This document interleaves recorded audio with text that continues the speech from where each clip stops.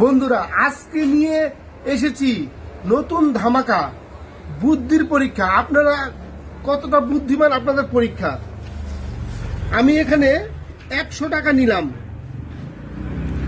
এই 100 টাকাকে 50টা ভাগ করতে হবে। 100 টাকাকে 50টা ভাগ করতে হবে, কিন্তু 2 টাকা চলবে না। 2 টাকা নোট ছাড়া তুমি যেই কোনো নোট দিয়েই 100 টাকাকে 50টা ভাগ করতে পারবে। কিভাবে ভাগ করতে পারবে করো। যদি ভাগ করতে পারো তাহলেই তোমার পরিবারে চলে যাবে 10টা ফুলের ভালোবাসা। অবশ্যই স্ক্রিনশট মেরে আমাকে পাঠাবে। আরেকবার বলছি, ভালো করে বুঝে নাও। 100 টাকার নোটকে 50টা ভাগ করতে হবে। 50টা ভাগ করতে হবে, কিন্তু সেখানে 2 টাকা নোট নেওয়া যাবে না।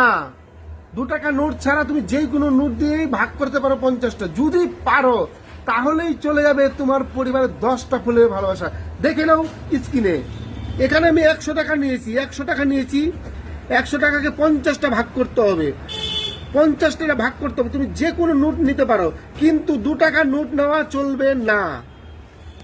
চলো কি করে করবে করো। নমস্কার।